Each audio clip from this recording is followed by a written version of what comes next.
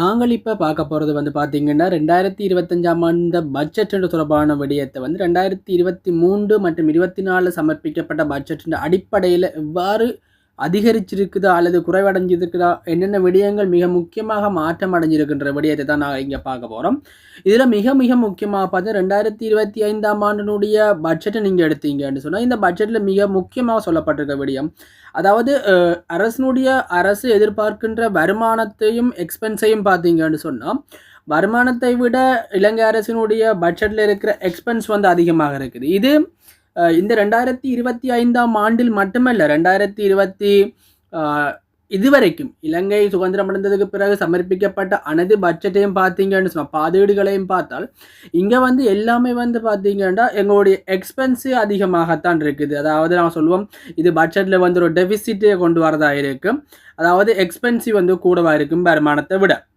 இலங்கை அரசனுடைய வருமானமாக இவர்கள் இந்த முறை சொல்லப்பட்டிருக்க 2025 சொல்லப்பட்டிருக்க விடயங்கள் இங்கே எல்லா தொகைகளுமே பில்லியன்கள் தான் இருக்க போது. இதில் மிக முக்கியமாக சொல்லப்பட்டிருக்கிறது மொத்த வருமானமாக 4990 மில்லியன் ரூபாயை இலங்கை அரசாங்கம் எதிர்பார்க்குது 2025ஆம் ஆண்டின் பட்ஜெட்டின் மூலம். இதில் மிக முக்கியமாக நான் கவனிக்க வேண்டியது, இலங்கையுடைய வருமானங்கள் நாங்கள் 2 வகையாக இங்கே பிரிக்கிறோம். ஒன்று வந்து டேக்ஸ் வருமான வரி மூலமாக, அதாவது வரி அடிப்படையிலான வருமானமாகவும் வரி அல்லா வருமானமாக கருதப்படைக்க. இதில் நோம்பலாக பாருங்கள், வரி அல்லாத வருமானம் வந்து ஒரு குறிப்பிட்ட ஒரு சிறிய தொகையாகத்தான் இருக்குது. இது எவ்வளோன்னு சொன்னால் மொத்தமாக 400 மில்லியன் ரூபாயாக இருக்குது. இதில் பார்த்தீங்கன்னு சொன்னால் வரி அல்லா வருமானம் 370 மில்லியன் ரூபாய். இந்த சந்தர்ப்பத்தில் வரி வருமானம் மிக முக்கியம். அதிலும் மிக முக்கியமானது இந்த வெட் வரி, அதாவது நேரில் வரின்னு சொல்லுவோம். அதாவது டேக்ஸ் ஆன் குட்ஸ் அண்ட் சர்வீசஸுக்கு விதிக்கப்படுகின்ற வரி 2772 மில்லியன் ரூபாயாக தீர்மானிக்கப்பட்டிருக்கிற சந்தர்ப்பத்தில் இதில் இரண்டாவதாக இருக்கிற அதி உச்ச வரி வருமானமாக இன்கம் டேக்ஸ் இருக்குது, வருமான வரி. இந்த வருமான வரியை பார்த்தீங்கன்னா அதன் அடிப்படையில் இலங்கை அரசாங்கம் எதிர்பார்க்குது 1167 மில்லியன் ரூபாய். இதன் அடிப்படையில் கடந்த ஆண்டுகள் 2023-24 ஒப்பிடுகையில் எங்கள் இந்த வெட் வரி வருமானம் அதிகளவான ஒரு அதிகரிப்பை காட்டிருக்குது. ஏறத்தாழ 569 மில்லியன் ரூபாய் அதிகரிப்பை காட்டுற அதே சந்தர்ப்பத்தில் பிரதானமாக இருக்கிற அரசனுடைய செலவுகளை நாங்கள் எடுத்துக்கொண்டோம்னு சொன்னால் இந்த செலவுகளில் மிக முக்கியமாக இருக்கிறது, எங்களுக்கு தெரியும் இலங்கை அரசாங்கம் வந்து கடன் அடிப்படையில் இயங்கி கொண்டிருக்குது. இந்த பரோவிங்ன்ற கன்செப்ட் வந்து இலங்கை அரசாங்கத்துக்கு மிக மிக ஒரு தலையிடியாகத்தான் இருக்குன்னு சொல்லலாம். இங்கே கூட பார்த்தீங்கன்னு சொன்னால் அரசனுடைய மொத்த செலவுகளில் மிக முக்கியமான செலவாக இருக்கிறது வந்து இன்ட்ரெஸ்ட். ஆகவே இன்ட்ரெஸ்ட்டுக்காகவே செலுத்த போகின்ற தொகை, அதாவது பட்ஜெட்டில் இடப்பட்டிருக்க தொகை வந்து பார்த்தீங்கன்னா 2950 மில்லியன் ரூபாய் பட்ஜெட் இடப்பட்டிருக்குது. அதே சந்தர்ப்பத்தில் இதற்கு அடுத்தபடியாக இருக்கிற மிக முக்கியமான விடயம் பார்த்தீங்கன்னா சப்சிடி அண்ட் டிரான்ஸ்ஃபர். ஸோ இவைகளை பார்த்தீங்கன்னா இது ஒரு 1290 பில்லியன் ரூபாயாக காணப்படுகிறது. அதே சந்தர்ப்பத்தில் மிக முக்கியமாக நான் என்னுடைய நேற்றைய வீடியோவில் நான் சொல்லியிருந்த மிக முக்கியமான ஒரு விடயம், சலரி மற்றும் வேஜஸ். அரச உத்தியோகர்களுக்கான சலரி மற்றும் வேஜஸுக்காக இவங்க கொடுக்க போகிற தொகையை பாருங்க, 1230 பில்லியன் ரூபாய். அதாவது ஒரு மாதத்துக்காக ஒரு மாதத்துக்கு இவங்களோட மொத்த சலரி வேஜஸுக்கு ஸ்பெண்ட் பண்ண போகிறது நீங்கள் அவரேஜ் எடுத்தீங்கன்னு சொன்னால் இங்கே வந்து 1200 மில்லியன் ரூபாய் இருக்குது. அதாவது 100 மில்லியன் ரூபாய் இவங்க வந்து மாதாந்தம் சலரியாக கொடுக்குற சுச்சுவேஷன் ஒன்று ஏற்பட போதும்.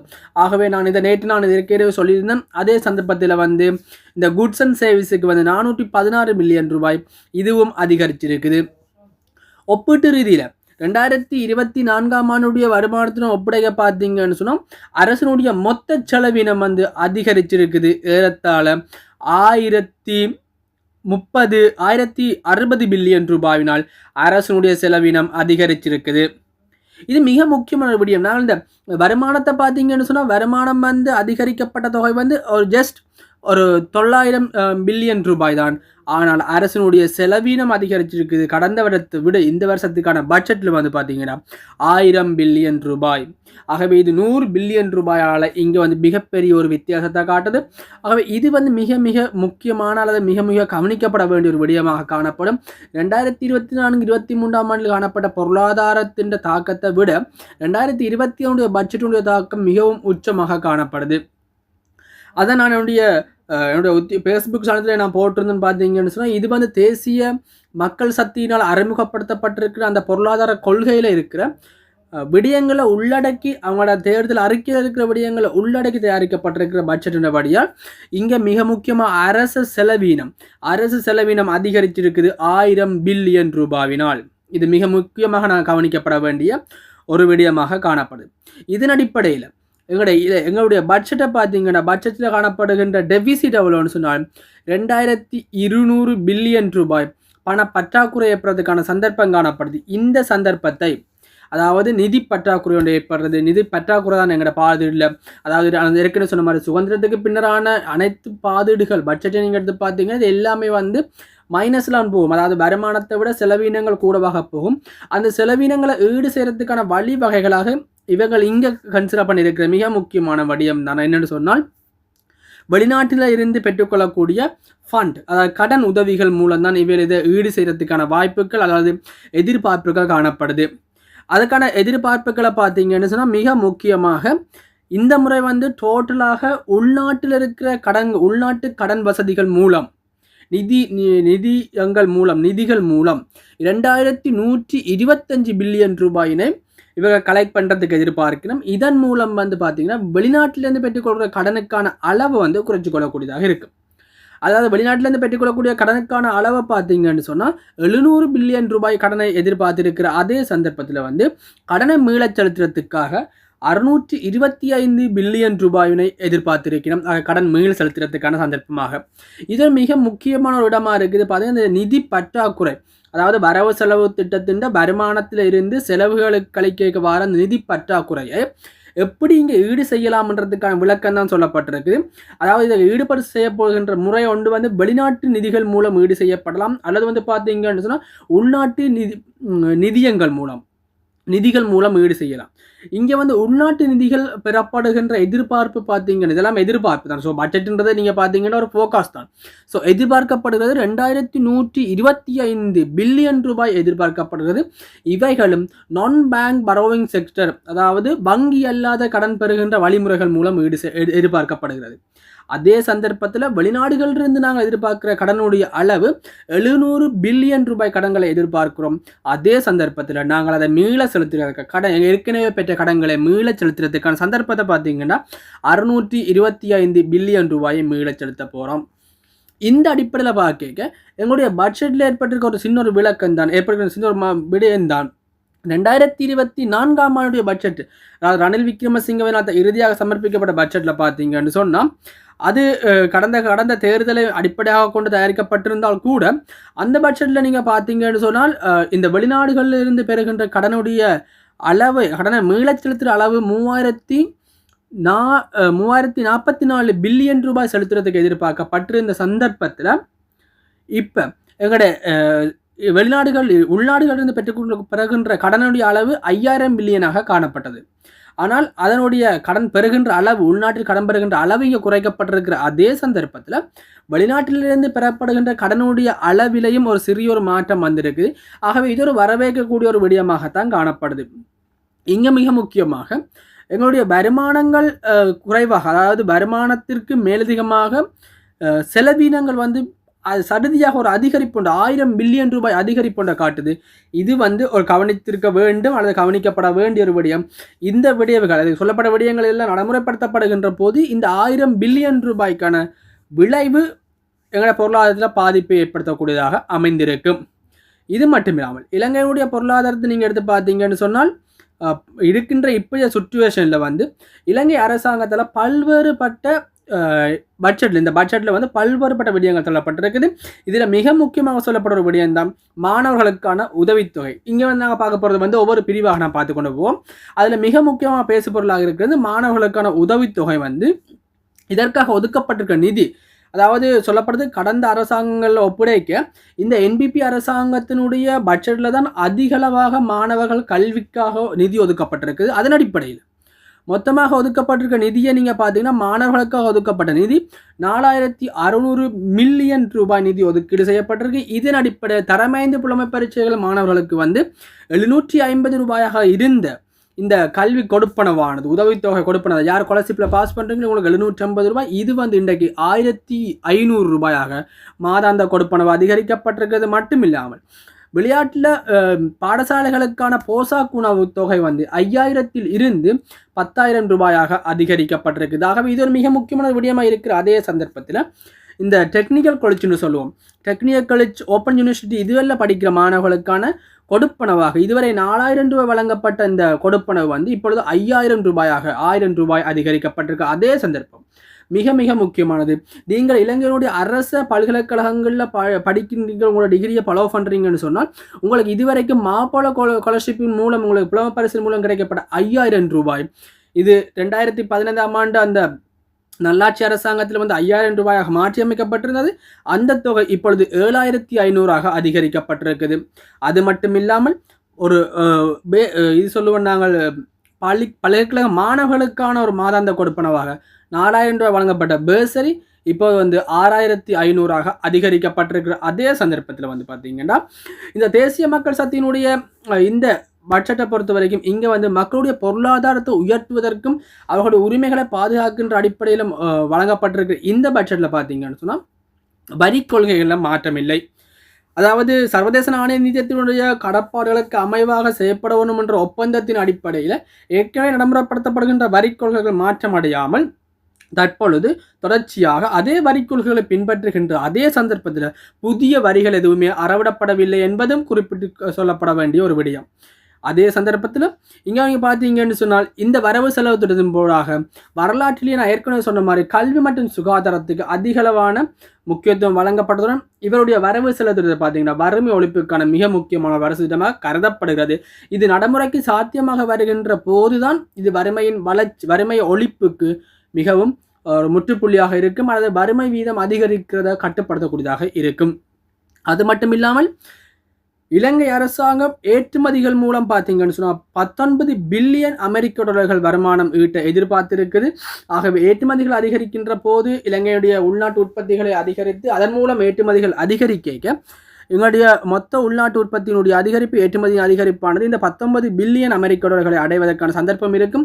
அதே சந்தர்ப்பத்தில் பார்த்தீங்கன்னு சொன்னால் மிக முக்கியமான ஒரு விடயம் தான் டிஜிட்டல் மயமாக்கம். இந்த டிஜிட்டல் மயமாக்கல் அடிப்படையில் கொண்டு இப்போ ஏற்கனவே வந்து பார்த்தீங்கன்னா எங்களுக்கு தெரியும் கவுபே வந்து கொண்டு வரப்பட்டிருக்குது. அதாவது கவர்மெண்ட் நிறுவனங்களில் இருக்கிற அனைத்து வகையான கொடுப்பனவுகளையும் ஒரே கொடுக்கல் வாங்கல் முறையின் மூலம் வங்கி கணக்கினுடைய ஆப்பின் மூலம் நீங்கள் கொடுக்கல் வாங்கல் செய்ய முடியும். உங்களுக்கு கவுபே எப்படின்னு சொல்லி தெரிஞ்சு கொள்ளணும்னு சொன்னால் நீங்கள் இந்த யூடியூப் சேனலில் பார்த்தீங்கன்னா வீடியோ ஒன்று இருக்குது, நீங்கள் 2 வீடியோ போட்டிருக்கோம். ஸோ அதை நீங்கள் தேடி பார்க்கலாம். ஆக அதன் மூலம் உங்களுக்கு கவுபே தொடர்பான விடயங்களை அறிஞ்சு கொள்ள முடியும்.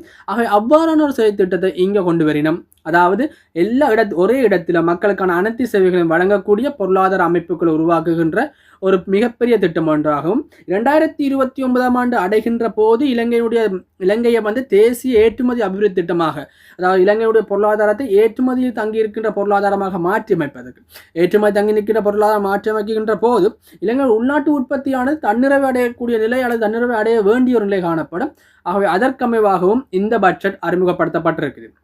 இங்கே மிக முக்கியமானது இந்த வெளிநாடுகளில் பார்த்தீங்கன்னு சொன்னால் நான் அடிக்கடி சொல்கிற விடயம் தான், இங்கே வந்து வெளிநாடுகளில் நீங்கள் உங்களுக்கான கொடுப்பனவுகளை நீங்கள் செய்யணும்னு சொன்னால் உங்களுக்கு ஒரு குறிப்பிட்ட ஒரு டிஜிட்டல் டிக்கெட்டை வச்சுக்கொண்டு நீங்கள் உங்களுக்கான பஸ் டிக்கெட் பே பண்ண முடியும், மெட்ரோ டிக்கெட் பே பண்ண முடியும், அதே மாதிரி க்ரோசரியில் பர்ச்சேஸ் பண்ண முடியும், சூப்பர் மார்க்கெட்டில் பர்ச்சேஸ் பண்ண முடியும், ஹோட்டல் புக் பண்ண முடியும், டூரிஸ்ட் புக் பண்ண முடியும், எல்லா பிளேசஸ்க்கு விசிட் பண்ண முடியும். அதாவது ஒன் இன் ஆல், அதாவது ஒரு குறிப்பிட்ட ஒரு டிஜிட்டல் டிக்கெட்டின் மூலம் அனைத்து வகையான சேவைகளையும் செய்ய முடியும். அந்த மாதிரியான ஒரு திட்டம், அவ்வாறான ஒரு திட்டத்தை இலங்கையில் அறிமுகப்படுத்தப்படும் என்று சொல்லியும் நிதியமைச்சரினால் அறிவிக்கப்பட்டிருக்குது இன்றைய பட்ஜெட் மூலம்.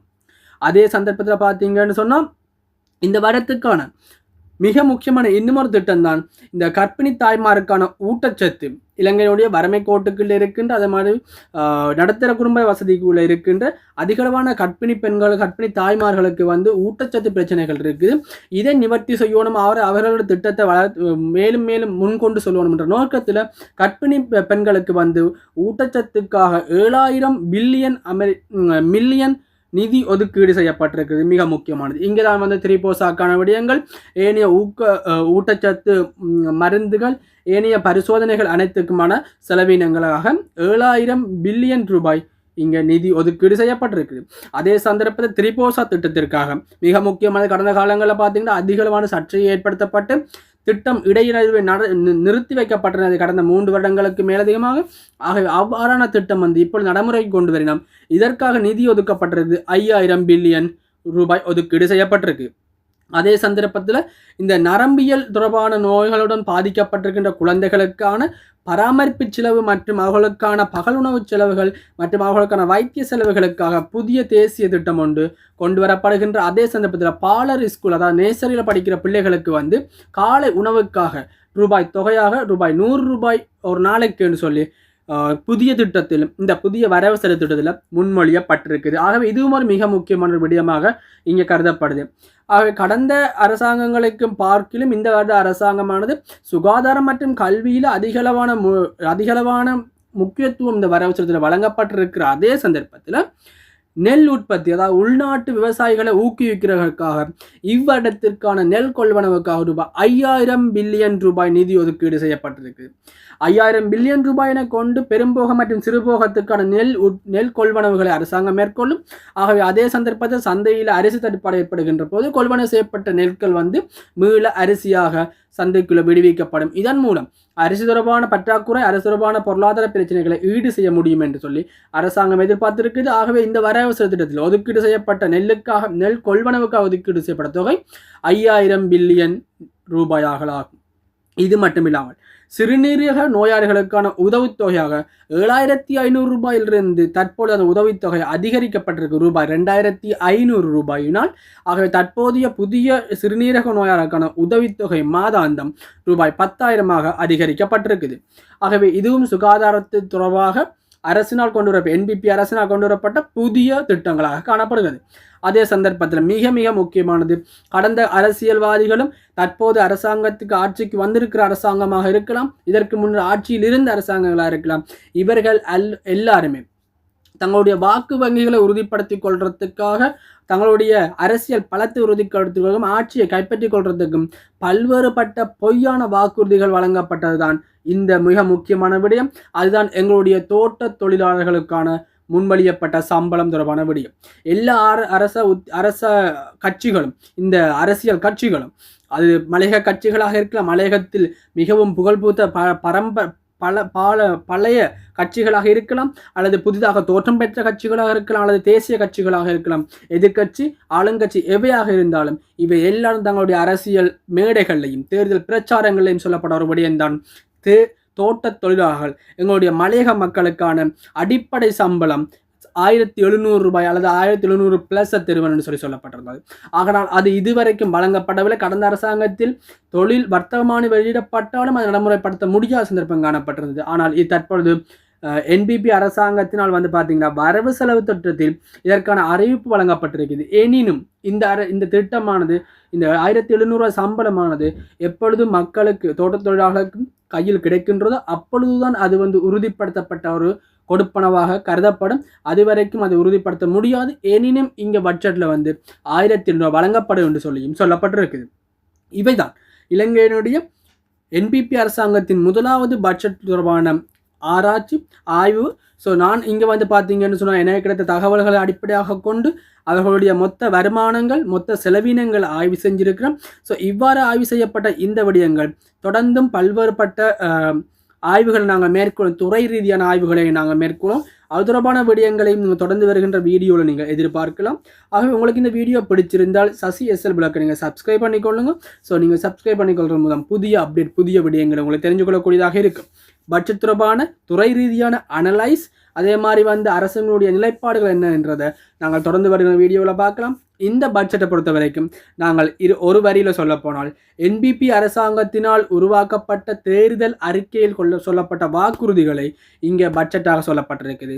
எனினும் எதிர்கட்சிகளால் எதிர்கட்சிகளால் விமர்சிக்கப்படுகின்ற விதத்தில் இது ரணில் விக்ரமசிங்கவின் 3வது பட்ஜெட்டாக இருக்குமா அல்லது நடைமுறைக்கு இவை சாத்தியமாகுமா என்பதை நாங்கள் பொறுத்திருந்தான் பார்க்கணும். தொடர்ந்து அவதானத்துடன் பொருளாதார ரீதியான தகவல்கள், வழிகாட்டல்கள் மற்றும் கைடன்ஸ் தொடர்பான விடயங்களை நீங்கள் தெரிஞ்சு கொள்றதுக்கும், பல்வேறுபட்ட புதிய விடயங்களை அறிஞ்சு கொள்றதுக்கும் சசி SL பிளாக்குடன் தொடர்பில் இருங்க.